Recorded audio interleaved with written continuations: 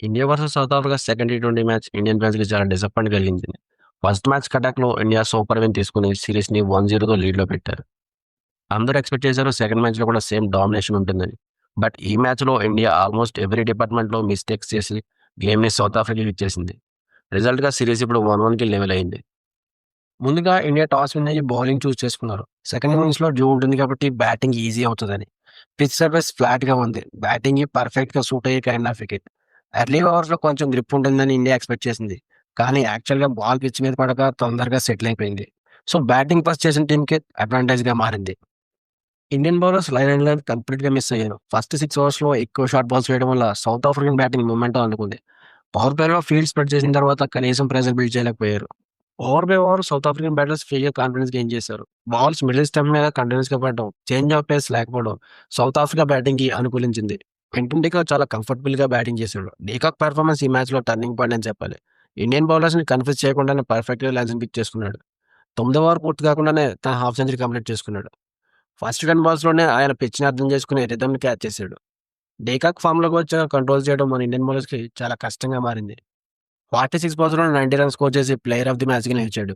Indian bowling అంతట్లో వరుణ్ చక్రవర్తి మాత్రమే కొంచెం డీసెంట్ స్పెల్స్ ఇచ్చాడని చెప్పొచ్చు. ఆయన వేరియేషన్స్ ఎఫెక్టివ్‌గా పడ్డాయి. యాంగిల్ బాగా యూజ్ చేశాడు. చక్రవర్తి 2 వికెట్లు తీసుకొని సౌత్ ఆఫ్రికాని కొంచెం కట్టడి చేయడానికి ట్రై చేశాడు. రిమైనింగ్ బౌలర్స్ డెత్ ఓవర్స్‌లో చూసుకుంటే టోటల్‌గా డైరెక్షన్ పోగొట్టారు. స్లోవర్ బాల్స్ అండ్ షార్ట్ బాల్స్‌ని డేవిడ్ మిల్లర్, ఫెరర్‌తో కలిసి ఒక 50 రన్స్ పార్ట్నర్‌షిప్‌ని బిల్డ్ చేయగలిగాడు. డెత్ ఓవర్స్‌లో ఇండియా అట్‌లీస్ట్ 20-25 రన్స్ ఎక్స్‌ట్రా ఇచ్చింది. ఇవన్నీ కలుపుకుంటే సౌత్ ఆఫ్రికా 213 టార్గెట్‌ని చేయగలిగింది. బ్యాడ్ లక్ ఏంటంటే మన పేస్ బౌలర్స్ ఒక్కరు కూడా వికెట్ తీసుకోలేకపోయారు. బుమ్రాతో సహా అందరూ కలిసి ఎక్స్‌పెన్సివ్‌గా మారారు. సౌత్ ఆఫ్రికా ఇచ్చిన టార్గెట్‌ని చేజ్ చేయడానికి వచ్చిన టీమిండియా స్టార్టింగ్‌లోనే తడబడింది. ఫస్ట్ బాల్‌కే వికెట్ ఇచ్చిన శుభ్మన్ గిల్ ఫ్యాన్స్‌ని నిరాశపరిచాడు. గత మ్యాచ్‌లో కూడా ఇలానే అయ్యింది. పిచ్ ఫ్లాట్‌గా ఉన్న న్యూ బాల్ కొంచెం స్కిడ్ అయింది. గిల్ టైమింగ్ అడ్జస్ట్ చేయకుండా డైరెక్ట్ డ్రైవ్ అటెంప్ట్ చేశాడు. ఔట్‌కమ్ ఎడ్జ్ దాటి వికెట్‌గా మారింది. రీసెంట్ మ్యాచెస్‌లో చూస్తే 10-20 పరుగులు మాత్రమే స్కోర్ చేసి తన మార్క్‌ని కోల్పోతున్నాడు శుభ్మన్ గిల్. ఇది ఇండియన్ టాప్ ఆర్డర్ బ్యాటింగ్‌కి చాలా ఇబ్బందికరమైన విషయం. ముందు మ్యాచ్‌లో అభిషేక్ శర్మకి పవర్ ప్లేలో బ్యాటింగ్ చేయడానికి అవకాశం రాలేదు. బట్ ఈ మ్యాచ్‌లో ఛాన్స్ ఉన్నా గానీ మార్కో యాన్సన్ మంచి లైన్ అండ్ లెంత్ బాల్ వేసి ఔట్ చేసాడు. మరోవైపు అక్షర్ పటేల్‌ని నంబర్ 3లో బ్యాటింగ్ పంపడం ఒక స్ట్రాటజీలా అనిపించింది. బట్ ఎగ్జిక్యూషన్ ఫెయిల్ అయింది. 21 బాల్స్‌లో 21 రన్స్ కొట్టి మొమెంటమ్ ఇండియా షిఫ్ట్ చేయలేకపోయాడు. ఈ మ్యాచ్‌లో కూడా మన captain Suryakumar Yadav poor form continue అయింది. సూర్య ఆటని ఇండియన్ టీ20 క్రికెట్‌కి హార్ట్ బీట్ అని చెప్పొచ్చు. తను ఆడే షాట్స్ ఒక రేంజ్‌లో ఉంటాయి. కానీ రీసెంట్‌గా చూస్తే కెప్టెన్‌గా అగ్రెసివ్ ఇంటెంట్ ఉన్న బట్ షాట్ సెలక్షన్ మాత్రం మిస్ అవుతుంది.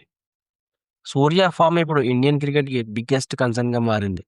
లాస్ట్ ఫ్యూ మ్యాచెస్‌లో కూడా తన నేచురల్ గేమ్ కనిపించలేదు. టైమింగ్ మిస్ అవ్వడం, రాంగ్ షాట్ సెలక్షన్ అన్నీ కలిసి ప్రెషర్‌ని పెంచేస్తున్నాయి. మిడిల్ ఆర్డర్ బ్యాక్ బోన్‌లో ఆడాలనే ఎక్స్‌పెక్టేషన్ ఉంది. కానీ ఎగ్జిక్యూషన్ ఉండట్లేదు. మరోవైపు తిలక్ వర్మ ఒకటే ఇండియన్ బ్యాటింగ్ సైడ్‌లో బిగ్ పాజిటివ్ అని చెప్పొచ్చు. మ్యాచ్ చివరి వరకు కూడా ఒంటరి పోరాటం చేశాడు. ప్రెషర్‌లో కూడా పానిక్ అవ్వకుండా కరెక్ట్ షాట్‌ని సెలెక్ట్ చేసుకున్నాడు. తను ఎంత ట్రై చేసినప్పటికీ మరోవైపు నుండి సపోర్ట్ లేకపోవడంతో ఇండియా నిలవలేకపోయింది. ఒక టైంలో హార్దిక్ పాండ్యాతో ఇన్నింగ్స్‌ని బిల్డ్ చేస్తున్నాడనే లోపే హార్దిక్ పాండ్యా తన సిగ్నేచర్ షాట్ ఆడుతూ డివాల్ బ్రదర్స్‌కి క్యాచ్ ఇచ్చాడు. దీంతో ఈ పార్ట్నర్‌షిప్ కూడా బ్రేక్ అయింది. ఇండియన్ బ్యాటింగ్‌లో మెయిన్ ప్రాబ్లమ్ షాట్ సెలక్షన్, పార్ట్నర్‌షిప్‌ని బిల్డ్ చేయలేకపోవడం అండ్ ఓవర్ అగ్రెషన్ కూడా ఉంది. చేస్తున్నట్టు ఫస్ట్ 6 ఓవర్స్ సర్వైవ్ అవ్వాలి. తర్వాత మొమెంటం పిక్ చేసుకోవాలి. బట్ ఇండియా ఎర్లీ వికెట్స్ ఇవ్వడంతో రిక్వైర్డ్ రన్ రేట్ కాన్స్టెంట్‌గా పెంచుకుంటూ బ్యాటింగ్ పానిక్ మోడ్‌లోకి వెళ్ళిపోయింది. మిడిల్ ఓవర్స్‌లో సింగిల్స్ అండ్ డబుల్స్ ఫ్రీగా తీసుకోలేకపోయారు. దీంతో రన్ రేట్ ప్రెషర్ ఇంకా ఎక్కువయింది. ఫస్ట్ మ్యాచ్‌లో దెబ్బతిన్న సౌత్ ఆఫ్రికా టీమ్ చేంజెస్ చేసి ఇప్పుడు బాగా పుంజుకుంది. కంప్లీట్‌గా టీమ్ కనిపిస్తుంది. Power hitting, smart rotation, pressure సిట్యుయేషన్‌లో కూల్‌గా ఎగ్జిక్యూట్ చేయడం అన్నీ ఉన్నాయి. ఇప్పటివరకు ఆడిన 2 టీ20స్‌లో ఇండియన్ ప్లాన్ ఒకటే క్లియర్‌గా కనిపించింది. ప్రిపరేషన్ ఉంది బట్ ఎగ్జిక్యూషన్ మిస్ అయింది. బౌలర్స్ లెంత్ కన్సిస్టెన్సీలో స్ట్రగుల్ అయ్యారు. డెత్ ఓవర్స్‌లో యార్కర్స్ మిస్ అవ్వటం ఇండియా పైన ఎక్స్‌ట్రా ప్రెషర్ పెట్టింది. ఇండియా బ్యాటింగ్‌లో కూడా చాలా క్వెషన్స్ రైజ్ అయ్యాయి. టాప్ ఆర్డర్‌లో గిల్ ఫార్మ్ డిప్పవడం వల్ల టీమ్ ఫ్లోని డిస్టర్బ్ చేసింది. ఇప్పటివరకు సౌత్ ఆఫ్రికా మీద గిల్‌కి హైయెస్ట్ స్కోర్ వచ్చేసి 49 రన్స్ ఓన్లీ. రీసెంట్‌గా స్వింగ్ అండ్ బౌన్స్ మీద స్ట్రగుల్స్ క్లియర్‌గా కనిపిస్తున్నాయి. అసలు థర్డ్ మ్యాచ్‌కి ఇండియా టాప్ ఆర్డర్ బ్యాటింగ్‌లో చేంజెస్ చేస్తారా అనేది చూడాలి మరి. పవర్ ప్లేలో సాలిడ్ స్టార్ట్ చాలా ఇంపార్టెంట్. మరోవైపు సంజూ శాంసన్‌ని నెక్స్ట్ మ్యాచ్‌కి తీసుకుంటారా లేదా అనేది బిగ్గెస్ట్ క్వెషన్‌గా మారింది. రీసెంట్‌గా 10 డేస్‌లో ఛాన్సెస్ తక్కువొచ్చినా 2024-25 పీరియడ్‌లో తన లాస్ట్ 10 ఇన్నింగ్స్ చూసుకుంటే 135+ స్ట్రైక్ రేట్‌తో యావరేజ్ 25+ ఉంది.